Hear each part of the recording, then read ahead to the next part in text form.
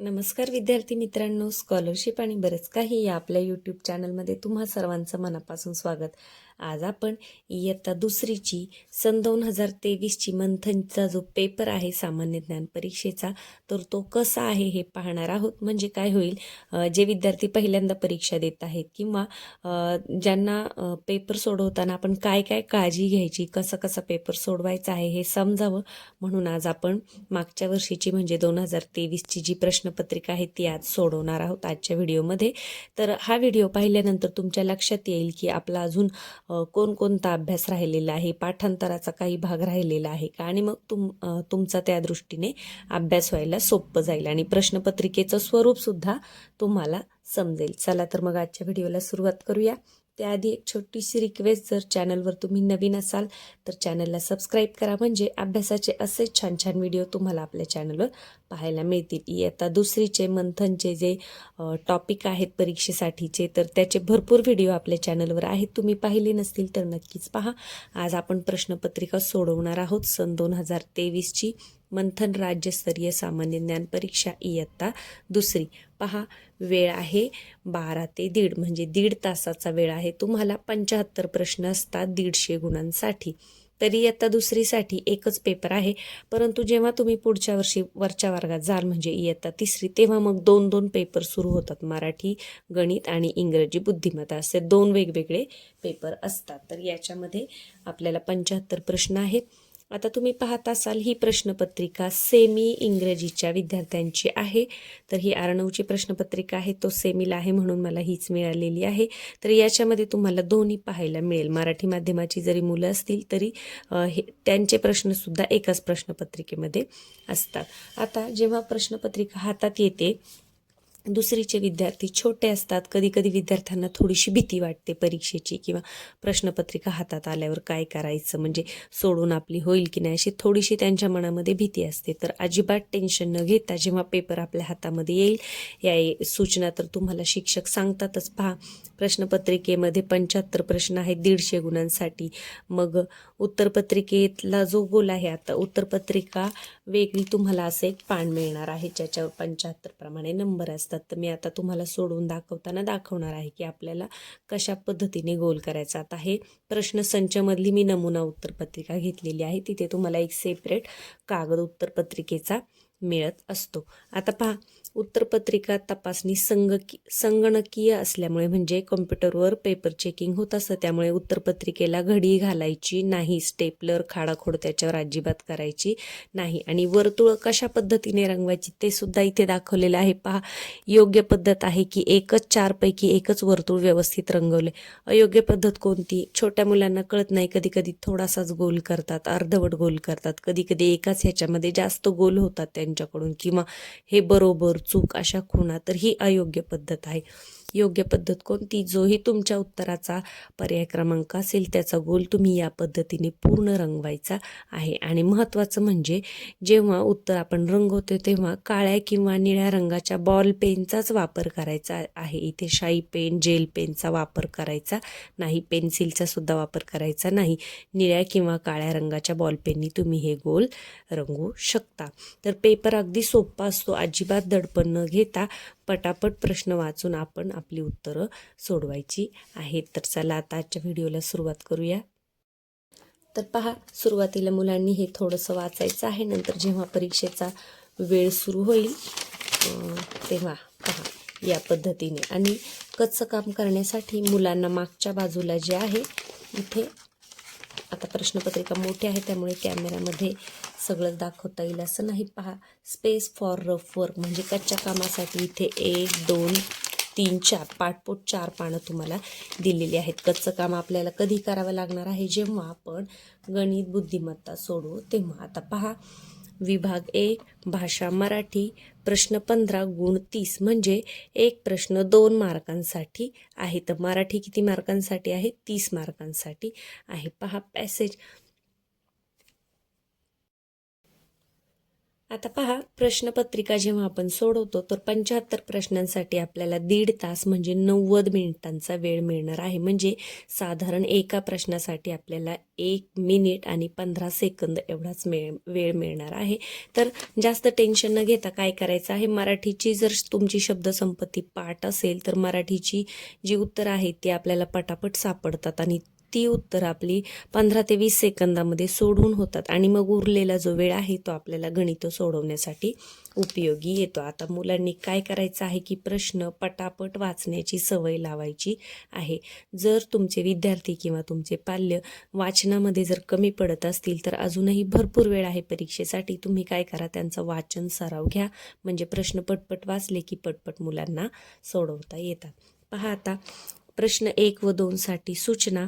खालील उतारा वाचून त्या खालील प्रश्नांची योग्य उत्तरे पर्यायातून शोधा. आपण उतार्यावरील प्रश्नांची उत्तरे कशी शोधायची याचा व्हिडिओ केलेला आहे, तुम्ही पाहिला नसेल तर नक्की पहा. आता पहा, उतारा छोटाच असतो तर पटापट वाचायचा आहे. वटवाघूळ हा एक निशाचर प्राणी आहे. त्याचे शरीर मऊ केसांनी आच्छादलेले असते. त्याचा रंग पांढरा, लाल, तपकिरी, करडा किंवा काळा असतो. वटवाघळाचे पंख खूप मोठे असतात. वटवाघळे संधी प्रकाशात व रात्रीच्या वेळी क्रियाशील असतात व दिवसा ती फांद्यांना टांगून घेतात. वटवाघळे कीटक भक्षक असतात. आता उतारा वाचून आपल्याला समजतंय की उतारा हा वटवाघळाविषयी आहे. तर त्याच्यावरचे प्रश्न पाहूया. वरील उतार्यासंबंधी खालील अयोग्य विधान कोणते? अयोग्य विधान विचारलेलं आहे, म्हणजे जे योग्य नाही ते. तर वटवाघळाचे शरीर मऊ केसांनी आच्छादलेले असते. बरोबर आहे, आपण वाचलं होतं. दुसरी ओळ आहे पहा, मऊ केसांनी आच्छादलेले असते, म्हणजे हे बरोबर आहे.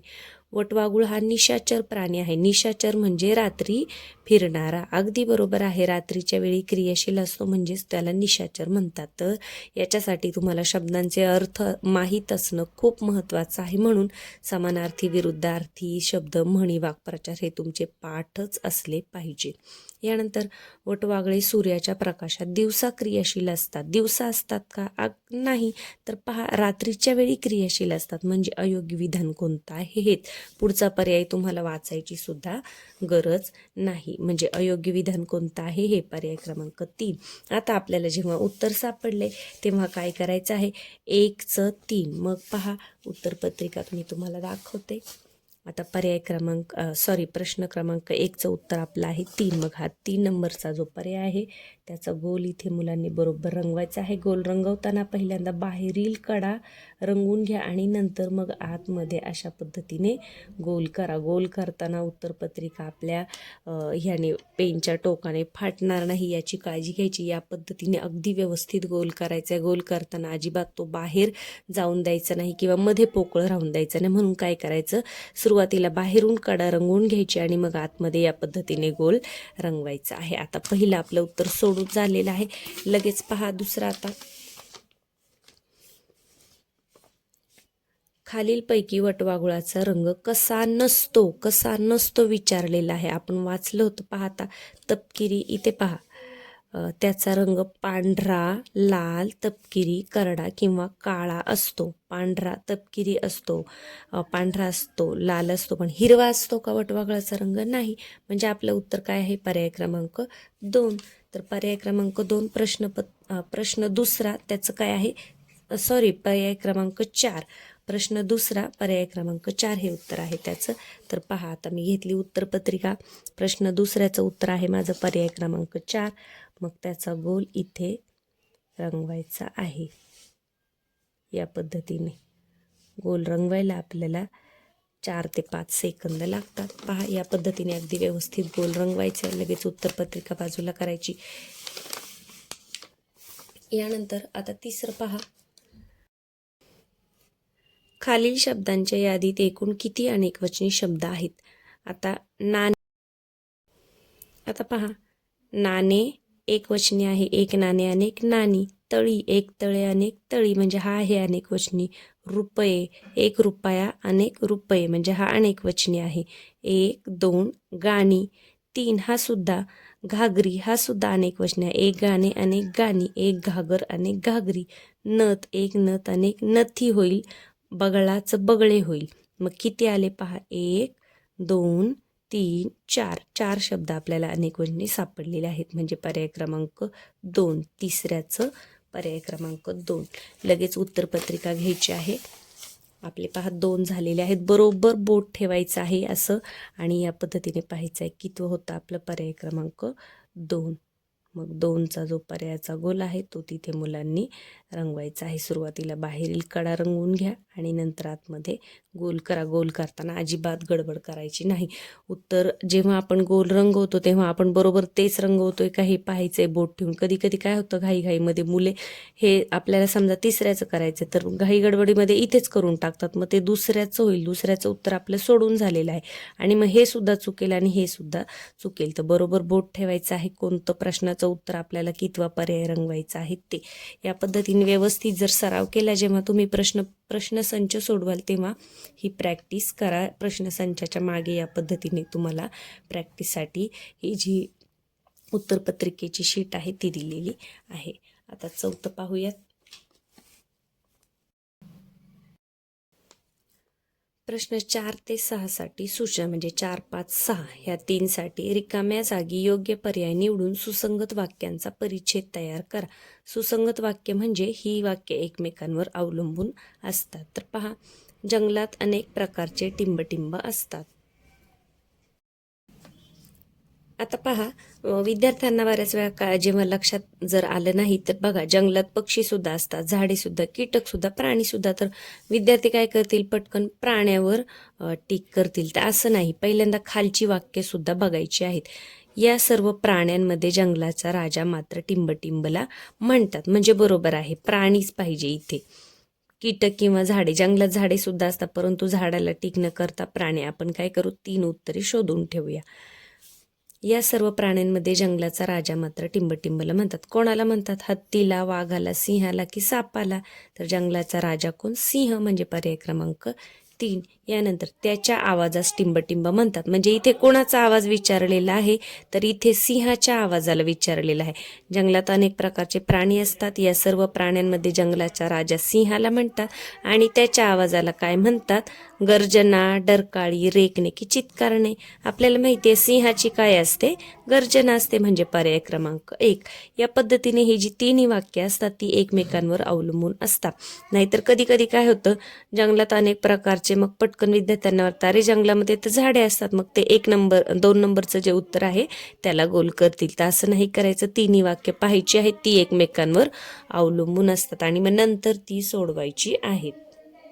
आता पहा, आपण गोल करून घेऊया. प्रश्न 4थ्याचं कोणतं आहे, प्रश्न 4थ्याचं 4. मग पहा, आपले 3 सोडून झाले. प्रश्न क्रमांक 4 आहे ना, मग त्याचं 4. मग 4था गोल या पद्धतीने बरोबर रंगवायचा आहे. आता मी इथे थोडेसेच गोल तुम्हाला रंगवून दाखवणार आहे, हे तुमच्या लक्षात यावं म्हणून.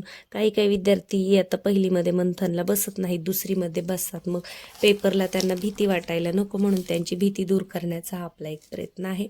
पहा, 5व्याचं कोणतं आहे, आपण काय केले, सिंहाला. मग 5व्याचं 3रं. मग पहा, उत्तरपत्रिकेमध्ये 5व्याचं 3रं. मग 3रा जो गोल आहे त्याला करा. या पद्धतीने गोल करताना काळजी घ्यायची, उत्तरपत्रिका फाटून द्यायची नाही, चुकूनही जेल पेन वापरायचा नाही. यानंतर अजून काय सोडवले आपण, प्रश्न 6व्याचं काय आहे, पहिलं. मग पहा, प्रश्न 6व्याचं पहिलं. असं बोट ठेवून जेव्हा तुम्ही व्यवस्थित गोल कराल ना, तेव्हा इथे चुकण्याचा अजिबात काही प्रश्न येत नाही. पण कधी कधी काय होतं, मुलं छोटी असतात त्यामुळे गडबडीमध्ये गोल खालीवर होतात. मग उत्तर बरोबर सापडून सुद्धा जर गोल खालीवर झाले तर आपले 2-2 प्रश्न इथे चुकू शकतात. तर या पद्धतीने पहा, 75 पर्यंत तुम्हाला गोल रंगवायचे आहेत. आता इथून पुढे मी गोल रंगवून दाखवणार नाही, आपण फक्त प्रश्न सोडवूयात. आता पहा, 6 झाले आपले. आणि काय करायचं, एक प्रश्न झाला की लगेच पुढचा प्रश्न सोडवायला घ्यायचा. अजिबात शेजारच्या मुलाचं काय चाललंय किंवा कोण काय म्हणतंय इकडे लक्ष द्यायचं नाही, म्हणजे तुमचा वेळ वाया जाणार नाही. पुढे पहा, प्रश्न 7वा. खालील वाक्यात कोणते विरामचिन्ह वापरले आहे, तुझ्या बिलाचे पैसे पावले बरं दिनू. आता पहा, आपल्याला इथे आहे, दिसत आहे दुहेरी अवतरण चिन्ह आणि उद्गारवाचक चिन्ह सुद्धा. तर पहा, पूर्णविराम दुहेरी अवतरण चिन्ह आहे म्हणजे हे प्रश्नचिन्ह आहे का नाही, उद्गार चिन्ह हे आहे म्हणजे ब आणि ड. जेव्हा असं दोन दोन असेल खाली उत्तरे पाहिजे नाही तर पटकन ब म्हणजे दुसऱ्याला गोल करायचा नाही, ब आणि ड. मग कुठे लिहिलेले आहे अ आणि क, ब आणि ड, फक्त ब आणि ड योग्य म्हणजे आपलं उत्तर कोणतं आहे, पर्याय क्रमांक 2. तर 7 नंबरचा जो उत्तरपत्रिकेतील आहे त्याचा पर्याय क्रमांक 2चा गोल तुम्ही तिथे रंगवायचा आहे. म्हणजे कसं पहा, इथे 6 सोडवून झाले, 7व्याचं दुसरं मग हा गोल तुम्हाला तिथे रंगवायचा आहे. चला आता पुढे पाहूया. पहा 8वा प्रश्न पाहूया. सोबतच्या आकृतीतील अक्षरांपासून एक वाक्प्रचार तयार होतो, त्या वाक्प्रचाराचा अर्थ पर्यायातून शोधा. म्हणजे आपल्याला ही जी आकृती दिली याच्यातून वाक्प्रचार शोधायचा आहे आणि त्याचा अर्थ मग पर्यायातून शोधायचा आहे. तर पहा, असं जेव्हा असतं ना पटापट शब्द जुळवायचे, भ पा नाही होत, ळे आहे म्हणजे डोळे, डोळे होते पहा, डोळे, भरून डोळे भरून पाहणे, डोळे भरून पाहणे, आपल्याला वाक्प्रचार सापडलाय. आता मुलांचे जर वाक्प्रचार म्हणी पाठ असतील तर हे उत्तर शोधायला त्यांना अजिबात वेळ लागत नाही. म्हणून मी वारंवार सांगत असते की पहिल्यांदा तुम्ही शब्दसंपत्ती पाठ करून घ्या. तर पहा, डोळे भरून पाहणे म्हणजे जागरूक राहणे का नाही, दांडगाई करणे का नाही, मनसोक्त पाहणे का हो, म्हणजे पर्याय क्रमांक 3 हे आहे तुमचं उत्तर. 8व्या प्रश्नासाठी पर्याय क्रमांक 3चा गोल तुम्ही तिथे रंगवायचा आहे. पुढे पहा 9. खालील वाक्यातील अशुद्ध शब्दाचा पर्याय शोधा. शुद्ध अशुद्ध शब्द लक्षात कसे ठेवायचे याचा व्हिडिओ आपण केलेला आहे, तुम्ही एकदा नक्की पाहून घ्या. नंदुरबार जिल्ह्यात आदिवासी भाग आहे. आता नंदुरबार जिल्ह्यात बरोबर आहे, भाग आहे हे पण बरोबर आहे, म्हणजे चुकीचा शब्द कोणता आहे, आदिवासी, म्हणजे पर्याय क्रमांक 1. आदिवासी असा शब्द आहे, इथं आदिवासी असं लिहिलेलं आहे. तर अशुद्ध शब्द कोणता आहे, आदिवासी इथे. त्यानंतर 10 पाहूया. खालील पर्यायातून समानार्थी शब्दाची चुकीची जोडी शोधा. आता समानार्थी शब्दाची चुकीची जोडी म्हणजे जे शब्द समानार्थी नाहीत अशी.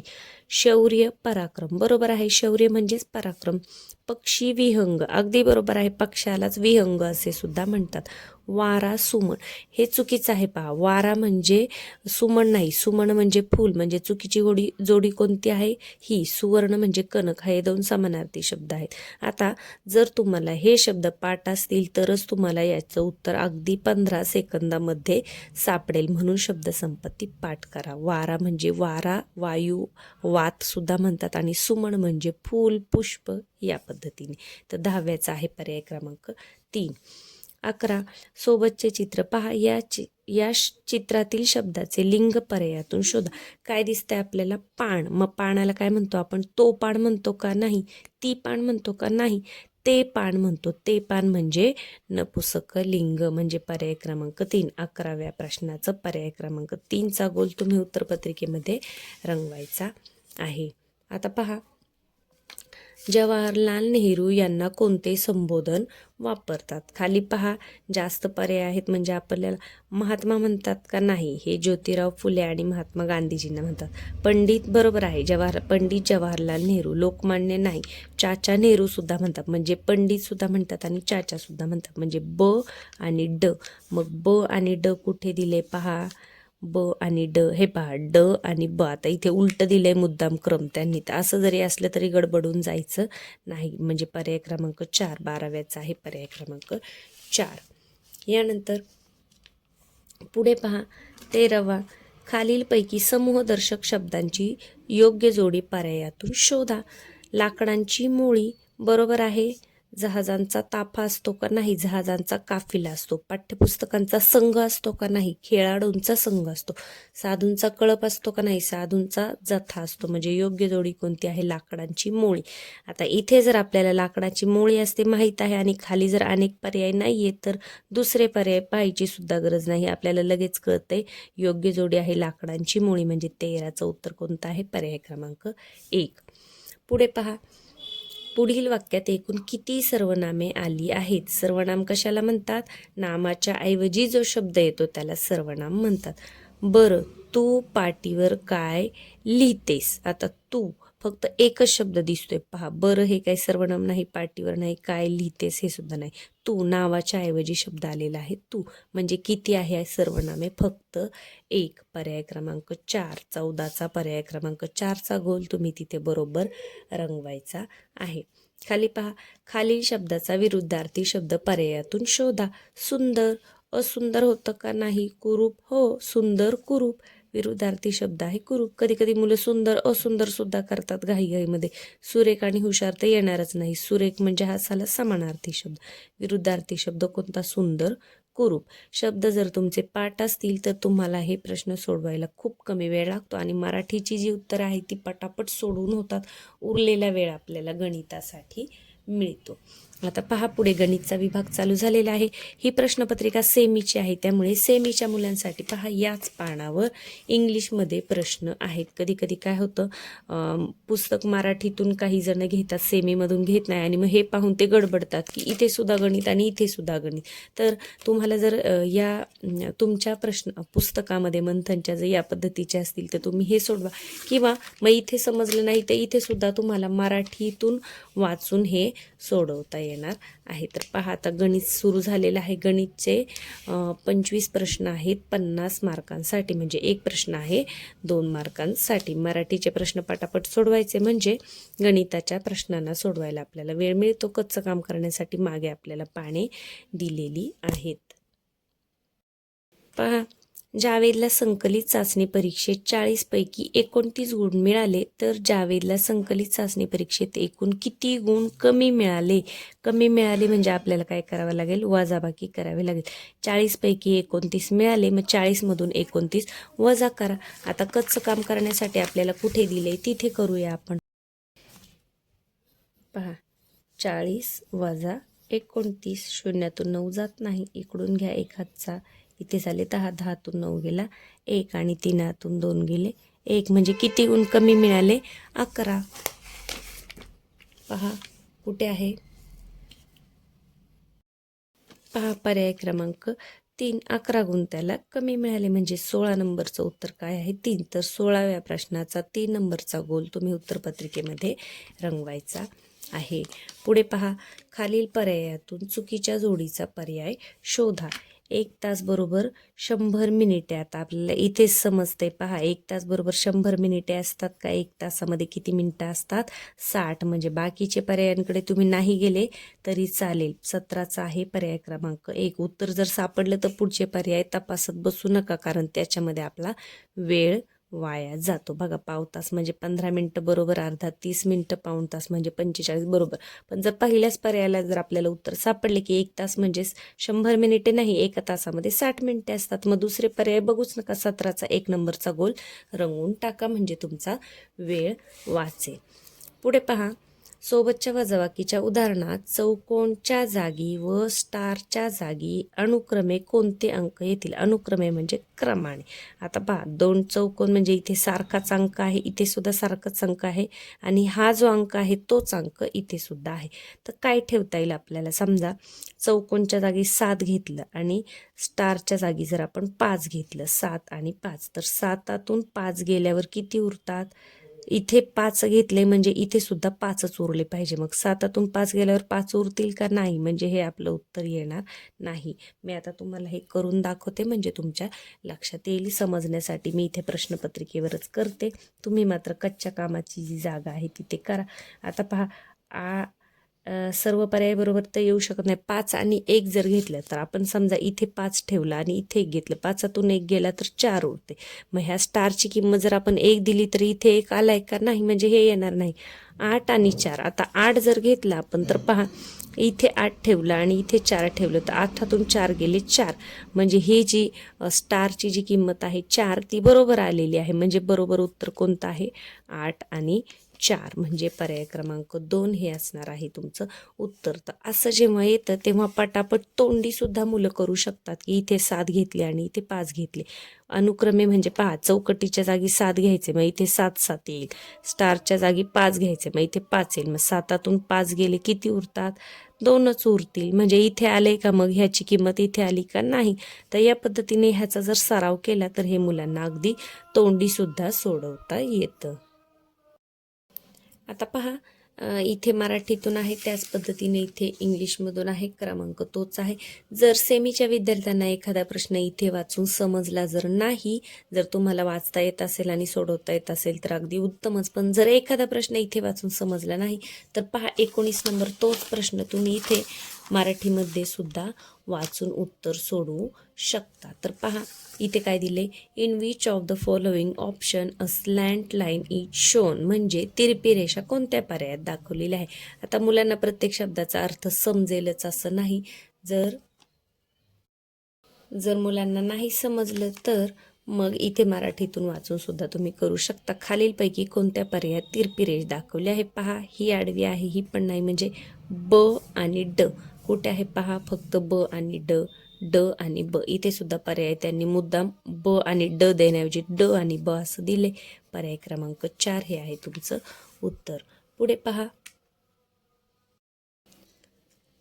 खालील आकृतिबंध पूर्ण होण्यासाठी प्रश्नचिन्हाच्या जागी योग्य संख्या कोणती येईल. आता पहा, जेव्हा आकृतिबंध दिलेले असतो तेव्हा या अंकांमध्ये विशिष्ट असा काहीतरी संबंध असतो. तर पाहता 16, 23, 30, 37 काय समजतंय आपल्याला.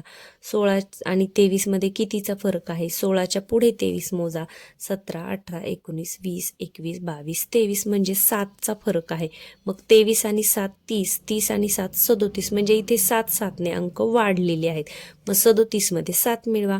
38 37च्या पुढे मोजा, 38, 39, 40, 41, 42, 43, 44, म्हणजे पर्याय क्रमांक 3 हे आहे तुमचं उत्तर. तर या पद्धतीने कितीचा फरक आहे हे लक्षात घ्या. कधी कधी फरक असतो, कधी कधी पाढा असतो. या पद्धतीने हे प्रश्न असतात. तर पटकन फरक इथे जरी पाहिलं तरी तुम्हाला कळते 30 आणि 7 37, म्हणजे 23 आणि 7 30. मग इथे 7 7ने वाढत चाललेलं आहे. पुढे पहा, खालीलपैकी कोणत्या पर्यायातील संख्या उतरत्या क्रमाने लिहिलेल्या नाहीत, म्हणजे उतरता क्रम कुठे नाही हे आपल्याला शोधायचे.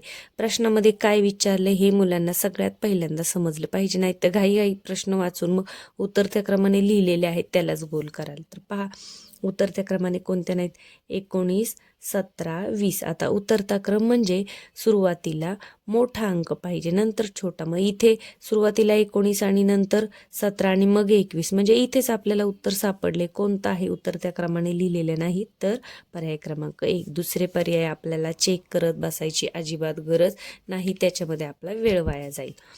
पहा आता, खालीलपैकी कोणत्या वस्तूचा पृष्ठभाग सपाट असणार नाही. आता मोबाईलचा सपाट असतो, बरोबर आहे. पाटीचा तो सुद्धा सपाट असतो. बांगडीचा सपाट असतो का, नाही. बांगडी तर वर्तुळ झाली.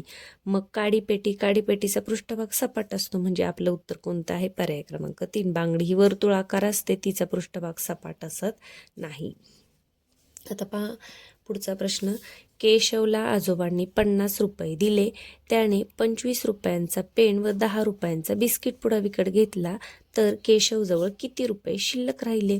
आता 50 रुपयांमधून पहा 25 आणि 10, म्हणजे 25 आणि 10 होतात 35. मग 50 मधून 35 आपल्याला वजा करायचे आहेत. आता जिथं कच्चं काम आहे तिथं करा. पहा 50 मधून 35 वजा करूया. 10तून 5 गेले 5 आणि 4तून 3 गेला 1, किती उरले 15. आणि हे तोंडी सुद्धा करू शकता. 35 आणि 5 40 आणि 10 50, म्हणजे 10 आणि हे 5 15. असं तोंडी नाही आलं तर या पद्धतीने करा. पहा कुठे आहे, पहा इथे आहे 35 85 40 15. किती शिल्लक राहिले, किती उरले असं जेव्हा येतं तेव्हा आपल्याला वजाबाकी करावी लागते. पण फक्त 50 मधून 25 घालून उपयोग नाही, तर ह्या दोन्हींची सुरुवातीला बेरीज करावी लागते आणि मग त्याच्यातून 50 मधून हे वजा करावे लागतात. तर आपलं उत्तर आहे पर्याय क्रमांक 4. पुढे जाऊयात. खालील पर्यायातील योग्य जोडी शोधा. आता योग्य जोडी शोधायची. काय दिले आहे, महिने आणि त्यांचे दिवस दिलेले आहेत. तर आता पहा त्याच्यासाठी कोणत्या महिन्यामध्ये किती दिवस असतात हे तुम्हाला माहीत असलं पाहिजे. वैशाख 30 चुकीचं आहे, कारण मराठी सुरुवातीचे जे 6 महिने असतात ते 31 दिवसांचे असतात. फेब्रुवारी 30 दिवसांचा नसतो, म्हणजे हे सुद्धा बरोबर नाही, हे सुद्धा नाही. पौष 31 दिवसांचा, हे सुद्धा चुकीचं आहे. ऑक्टोबर 31 दिवसांचा.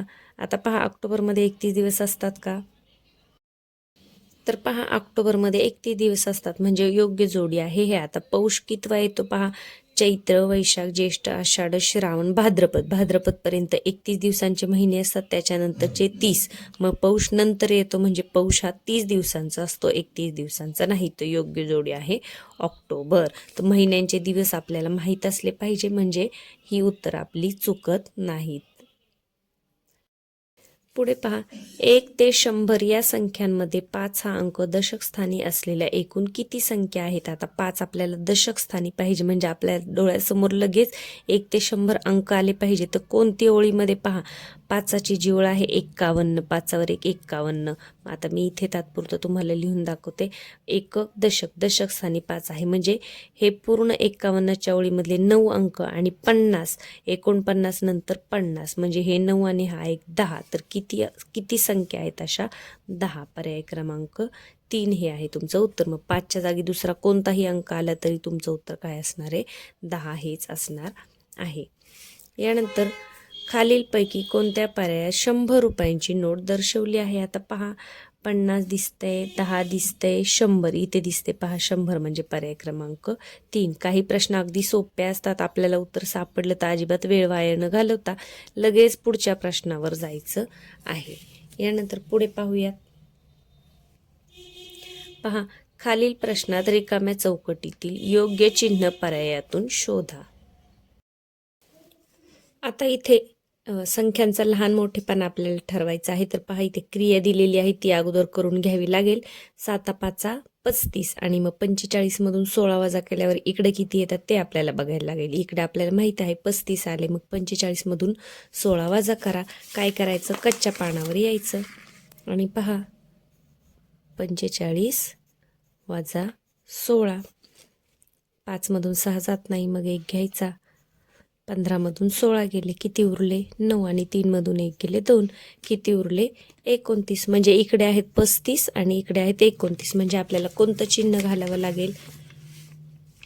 35 मोठे 29 पेक्षा, म्हणजे हे चिन्ह आपल्याला घालावं लागेल या पद्धतीने. तर उत्तरपत्रिकेत तुम्ही प्रश्न क्रमांक 27चा पर्याय क्रमांक 2 याचा गोल तुम्हाला तिथे रंगवायचा आहे. इथे तुम्हाला डायरेक्ट संख्या न देता क्रिया करायला दिलेली आहे. तर या पद्धतीने थोडंसं कच्चं काम करा, किंवा तोंडी करण्यासारखं असेल तर तोंडी करून या दोन्हींची तुलना करा. 35 मोठे 29 पेक्षा, या पद्धतीने याचं उत्तर आहे पर्याय क्रमांक 2. पुढे पाहूयात. सोबतच्या आकृतीत वर्तुळांची एकूण संख्या किती? आता वर्तुळ आपल्याला मोजायचे. बऱ्याच वेळा काय होतं, विद्यार्थी काय करतात, वर्तुळ मोजताना आकृतीच्या आतील मोजतात. 1 2 3 आणि 4 आणि पटकन 4 लिहून टाकतात. पण हे जे बाहेरचं आहे हे सुद्धा वर्तुळच आहे ना. मग पहा, 1 2 3 4 आणि 5, किती वर्तुळे आहेत एकूण? 5, म्हणजे पर्याय क्रमांक 2 हे आहे तुमचं उत्तर. आकृती जेव्हा आपण कोणताही आकार मोजतो तेव्हा सगळे आकार त्याच्यातले धरायचे आहेत. बाहेरचा जो मेन शेप आहे तो सुद्धा पकडायचा आहे. पुढे पहा, प्रश्न क्रमांक 29. 30 अधिक 6 या विस्तारित मांडणीने तयार होणाऱ्या संख्येची पुढची संख्या अक्षरात कशी लिहाल? म्हणजे आपल्याला थोडक्यात हे अक्षरामध्ये लिहायचे. 30 आणि 6 किती? 36. मग पहा, 36 पहिलाच पर्याय आहे आपलं उत्तर. मग दुसऱ्या पर्यायांकडे जायची गरज नाही. पर्याय क्रमांक 1चा गोल तुम्ही तिथे रंगवायचा आहे.